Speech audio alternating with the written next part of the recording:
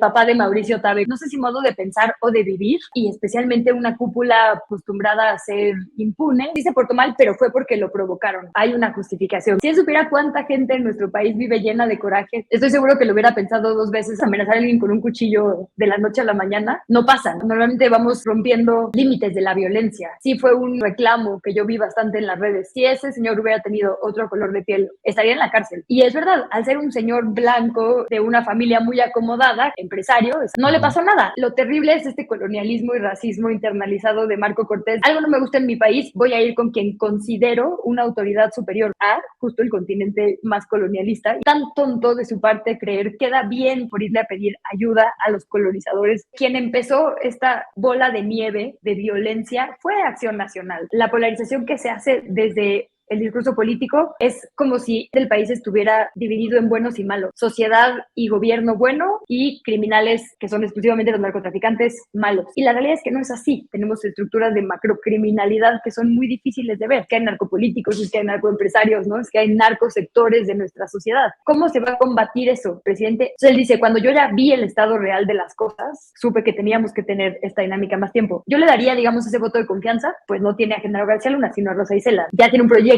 distinto. Ser mamá es muy, muy difícil. Entonces tiene que ser deseada. No hay más. Quitar este derecho de las mujeres a decidir sobre su propio cuerpo lo único que hace es condenar a las más pobres. ¿No? Si no es legal y gratuito, es condenarlo a que sea un privilegio.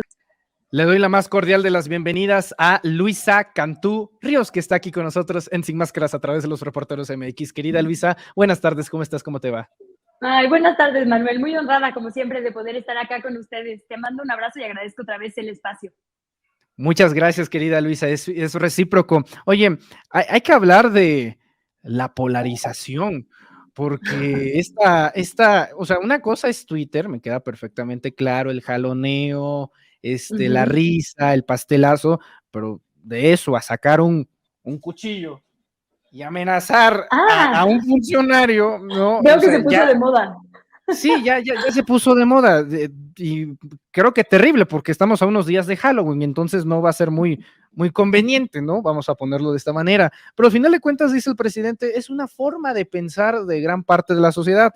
Decían, no, el señor no está afiliado al PAN. No, sí está afiliado al PAN, así lo dice el Registro Nacional de Acción Nacional. Ahí hasta el momento, pues el partido no ha dicho nada. Incluso lo han defendido. Mi solidaridad, ¿qué pasa? ¿Qué pasa con la sociedad que a veces se pone requete violenta, Luisa? Bueno, esto que decías de que ya viene Halloween y el Día de Muertos, a lo mejor es un gran disfraz, ¿no? Siempre hay un disfraz del tema que está de moda en la temporada, entonces a lo mejor papá de Mauricio Tabe con algún cuchillo amenazando gente en la calle será algo que veremos pidiendo calaverita. No, en temas más serios, querido Manuel, yo coincido con el presidente con que es un, no sé si modo de pensar o de vivir de muchas personas y especialmente una cúpula política acostumbrada a ser impune y también una cúpula empresarial, normalmente están ligadas y especialmente en ese partido, el PAN, acostumbradas a salirse con la suya, ¿no? A que no haya consecuencias ante ninguna acción. Es verdaderamente sintomática la respuesta del hijo, ¿no? Del alcalde Tabe, que dice, bueno, sí se portó mal, pero fue porque lo provocaron, ¿no? Es decir, en su caso sí hay una justificación, que fue, lo provocaron y estaba lleno de coraje. Si él supiera cuánta gente en nuestro país vive llena de coraje contra un montón de sus amigos y no andamos amenazándoles con cuchillos, estoy seguro que lo hubiera pensado dos veces antes de dar una disculpa tan simple. Creo que si el señor llegó al extremo de salir a la calle con un cuchillo y amenazar a una persona funcionaria pública, es porque está acostumbrado a ser así de déspota y así de violento sin que haya consecuencias. Estas cosas, amenazar a alguien con un cuchillo de la noche a la mañana, no pasan, ¿no? Normalmente vamos rompiendo pues límites de la violencia y justo creo que eso es lo que le pasó, que esta vez lo grabaron, pero estaba acostumbrado a salirse con la suya. Y una crítica que yo vi ahora que mencionaba en las redes sociales, aunque efectivamente el mundo no es Twitter, sí fue un pues reclamo que yo vi bastante en las redes. Si ese señor hubiera tenido otro color de piel u otro tamaño de ingresos, estaría en la cárcel, pues, ¿no? No habría más, lo hubieran condenado absolutamente todas las personas y solo la amenaza hubiera implicado que la policía llegara, lo derrumbara y no lo tirara ahí. Y es verdad, al ser un señor blanco y de una familia muy acomodada, con además todos los contactos políticos, empresario, exacto, no le pasó nada, no solo no le pasó nada, sino que contó con pero estaba cerrando ahí. Me andan llegando mensajes de que me están viendo aquí contigo, qué honor. Sí, lo que dices, al revés, mensajes de solidaridad. Él no es la víctima de ninguna manera. ¿Qué apoyo hay con él, no? O sea, es que es algo inédito.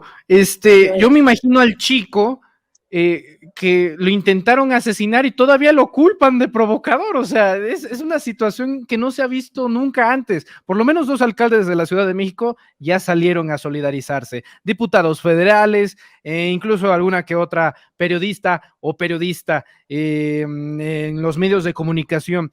Y la resolución siempre es la misma y tocas un tema muy importante y con un trasfondo elemental, el racismo. Sí, el hombre blanco prominente de la sociedad mexicana empresarial, la famosa güeritocracia, pero ahora fíjate que hay un fenómeno bastante interesante. Disculpas públicas, es que ya se disculpó, disculpó. Nunca había la derecha, y esto es extraordinario, poner sobre la mesa perdón y olvido. O sea, exacto. Perdón y olvido. O sea, es una cosa extraordinaria, porque si en efecto el agresor hubiera sido un hombre, una mujer de tez morena, con un color de piel más oscuro, entonces, bueno, ni siquiera tendría la oportunidad de haber hecho el video, ya estaría cumpliendo por lo menos las primeras 48 horas en prisión, Luisa. No, imagínate, ¿no? Así de escándalo, ¿no? Hay ahora gente amenazándonos con cuchillos en las calles, o sea, casi que sería el auge de Michel Franco, ¿no? Sí, y además creo que una cosa que no podemos como obviar es quién es esta persona, ¿no? Y ahora que decías, claro, es de una cúpula empresarial, justo es una generación muy curiosa de acción nacional esta, ¿no? Está Mauricio Tabe con ahora, salud, perdón, es que está aquí mi niño, con estos vínculos empresariales que se hicieron públicos o evidentes debido a esto. Está también Ataide, el anterior presidente local del PAN, que antes de eso fue diputado, que también, ¿no? Pues este gran grupo empresarial, ahora de conciertos, antes de circos. Cristian von Roerich, está Santiago Taboada, todos ellos son como el grupo de juniors, amigos, y como fieles a Jorge Romero, que en este momento está bajo la mira pública por el tema del cártel inmobiliario.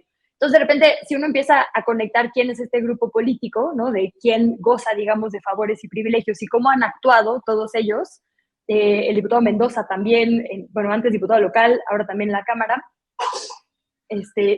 uno se da cuenta que efectivamente han aprovechado sus contactos para operar en un gris legal, digamos, ¿no? En lo irregular. Y han sacado todos beneficio económico de ello. Entonces, a mí eso me parece también importante decirlo porque justo como que conectando, también me parece muy valioso que el INVEA esté por fin haciendo su trabajo, ¿no? Porque la verdad es que en otras administraciones eran organismos casi de chocolate, que no servían para mucho y por eso justo tenemos hoy un Mítica o tenemos hoy la cantidad de placitas comerciales o no, es decir, esta estricta verificación justo a ciertos lugares y ciertos inmuebles, ciertos locales, que solo perjudicaron a la clase trabajadora, dejando a la clase alta y esta cúpula empresarial operar a sus anchas. Eso se permitió por muchos sexenios. Entonces, a mí también me da muchísimo gusto ver que eso ya no esté pasando y que efectivamente por lo menos se está haciendo el esfuerzo de sí revisar que estén actuando en la legalidad todas las personas, ¿no? Por igual. Correcto, Luisa. Y fíjate, yo no sé si se ponen de acuerdo para que los agarremos de resbaladilla al mismo tiempo. Tuiteabas algo que me parecía muy interesante, y es que, ¿qué onda con eso de ir a acusar a Europa, no? Va justamente el presidente de este partido, Marco Cortés, a reunirse con los eurodiputados, concretamente uno de España. No sé si tengamos los tweets, querida Adri, porque es alarmante. O sea, lo que tuitea el eurodiputado, me parece de español, dice: excelente encuentro con el presidente del PAN sobre los grandes desafíos a los que se enfrenta México por los desastres del gobierno de López Obrador. Compartimos la visión de una América Latina libre de los populismos de izquierda que tanto daño causan a la región. O sea, yo me imagino a los eurodiputados, a Europa en general, y su mayor problema es el invierno, que no van a tener gas prácticamente para mantenerse calientitos. Viene Marco Cortés, toca la puerta: buenas tardes, ¿cómo está? Le manejo esta dictadura por si se le ofrece. O sea, de la Nueva España. Yo no sé quién está peor, si Marco por ir o ellos por recibirlos con los conflictos Marco, que tienen en este momento. Sin duda. O sea, ellos creo que tienen su papel colonialista de justo somos el hermano grande que les va a decir qué es lo correcto en cuanto a gobierno y sociedad, ¿no? Como siempre han creído, como nos han dicho por ya varios siglos, ¿no? Lo terrible es este colonialismo y racismo internalizado de Marco Cortés de decir, algo no me gusta en mi país, voy a ir con quien considero una autoridad superior, porque eso es lo que está diciendo de él mismo, es quien va a ayudarme a resolver este problema es alguien a quien yo considero superior o con mayor autoridad. Y por alguna razón considera con mayor autoridad a justo el continente más colonialista y que ha resuelto las cosas siempre a su favor, ¿no? Sus intervenciones nunca son de buena fe y para la democracia real y estas cosas que él dice que fue a pedir, ¿no? Siempre son justo para sacar provecho personal. Y somos un país rico en muchos recursos naturales que en muchas ocasiones ha estado bajo la mira de otros imperios y potencias por ello. Entonces, como tan tonto de su parte creer que queda bien con algún sector de la población por irle a pedir ayuda a los colonizadores blancos por excelencia, ¿no? O sea, habla justo de lo chiquito que se siente y que nos siente como país. Y a mí lo que me mataba de risa es estar escuchando parte de sus videos que estuvo ahí subiendo, que además él tiene doble culpa, porque Alito por lo menos fue el primero, ¿no? Como que dices, bueno, a lo mejor él no sabía cómo íbamos a reaccionar, pero ya criticamos a Alito, ya nos reímos de Alito, y aún así se aventó Marco Cortés igual. Viendo cómo le fue a los de Movimiento Ciudadano con su turismo de guerra, ¿no? O sea, este oportunismo de ir a visitar Europa, que obviamente yo creo que se quedan ahí más tiempo, digo, eso es pura especulación. Pero bueno, ya... Pero, no, a lo mejor y se encontraba con Alfaro, ya ves que también anda de vacaciones en sí, Europa. ahí anda. Y además la audacia, ¿no? En vez de tuitear y ya fingir, ¿no? Sube el video así de... Pero bueno, Marco Cortés decía que estaba muy preocupado por la militarización de este país, ¿no? Porque teníamos que sacar al ejército de la calle y entonces ayúdanos Unión Europea. Y es como, o sea, entiendo que a lo mejor alguien, no sé, ¿no? Una nueva generación o activistas que con fundado preocupación, ¿no? Lo externo, lo demás. Pero quien empezó esta bola de nieve de violencia fue Acción Nacional. Desde Fox con Calderón y ahora, o sea, cada vez es más difícil frenar la violencia porque es una bola de nieve. No es lo mismo frenar una dinámica social de narcocriminalidad, digamos, ¿no? Que ya penetró todos los ámbitos de nuestra vida social con un año de antecedentes que con 15. Evidentemente, cada vez va a ser más difícil. Lo es, o sea, es mucho más difícil para el presidente López Obrador de lo que fue para Peña y para Peña fue más difícil de lo que fue para Calderón, ¿no? Es decir, vamos acumulando, evidentemente, estas dinámicas terribles. Entonces, que tenga la audacia de ir a reírse de nuestra memoria y dignidad a otro país, me parece así de un nivel de cinismo que creo que pocas veces hemos visto. Correcto, querida Luisa. No, de hecho, si fuese Nueva España todavía no creo que recibieran a Marco Cortés como lo recibieron. Él estaría del lado de los esclavos. Bueno, ya para qué le seguimos en ese punto. Igual no se entiende.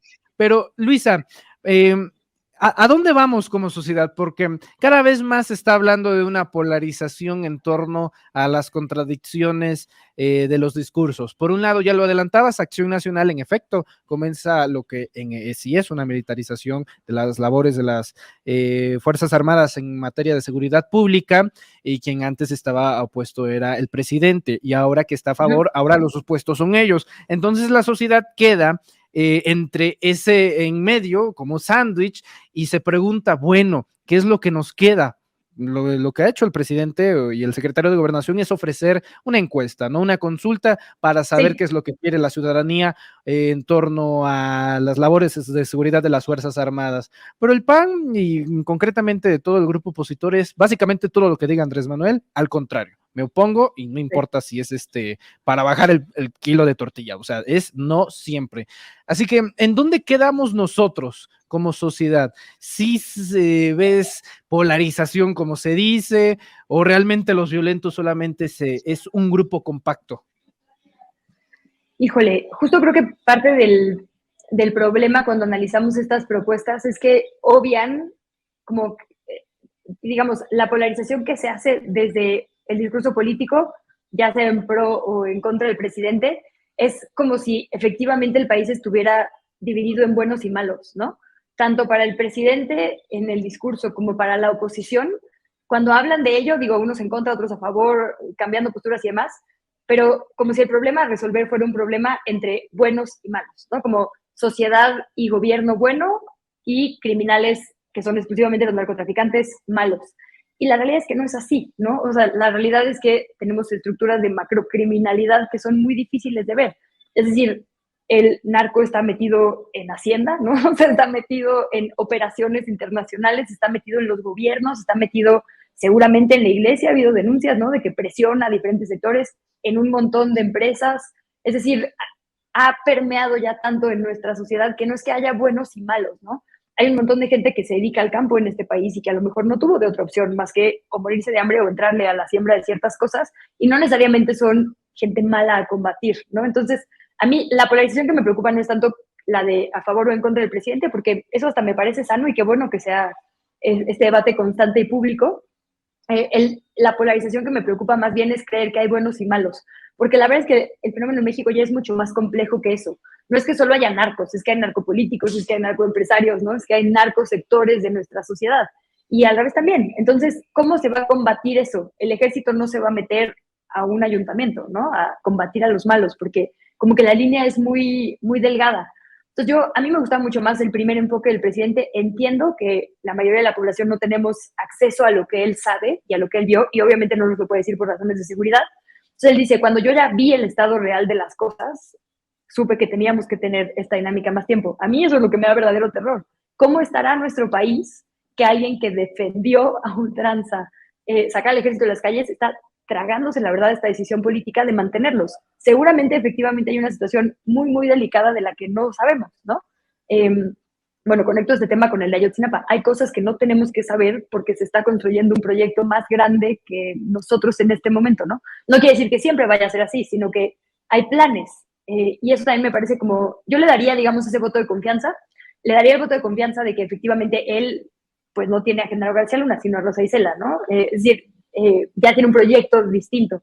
El ejército creo que sí es punto y aparte, y ese es un tema que creo que se tendría que evaluar sí en un contexto histórico y de los últimos días. Pero bueno, en este punto específico de a favor o en contra de López Obrador, creo que hay que dejar de engañarnos socialmente todas y todos, de que todo se trata solo del presidente a favor o en contra, porque justo la clase política lo hace así porque le reditúa a Morena polarizar o la polarización, porque obviamente el presidente se fortalece, sobre todo si tenemos a Marco Cortés yendo a acusarnos a Europa, y la oposición también se fortalece hablando entre su propio nicho que le gusta criticar al presidente, ¿no?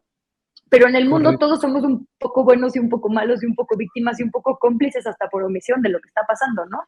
Entonces creo que eso también tendríamos que verlo como algo mucho más complejo de combatir. A mí me gustaba justo la idea de las causas y de los abrazos no balazos y lo defendería hasta el final.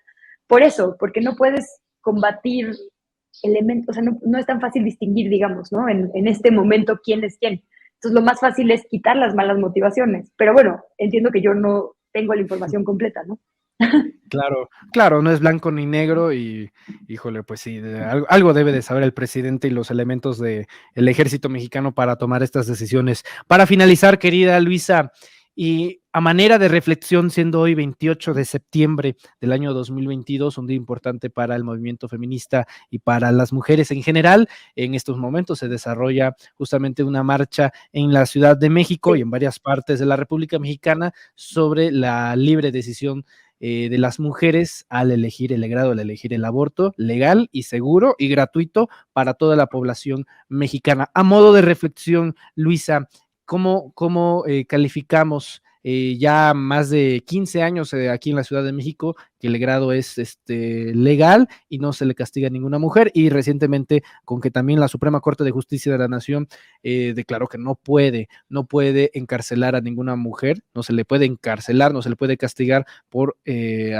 hacer justamente este ejercicio, Luisa. Pues primero te agradezco mucho que sea un tema prioritario de tu agenda, porque no lo es para muchos hombres, entonces me enorgullece muchísimo que lo estés planteando aquí como uno de los temas del día. Yo coincido sin duda en que lo es. Pues mira, te enseño un poco mi dinámica. Esta es mi oficina, estoy trabajando y tengo mi bebé al lado porque tengo el enorme privilegio, soy una de esas poquititas personas en este país que de hecho pueden traer a su hijo a trabajar, ¿no?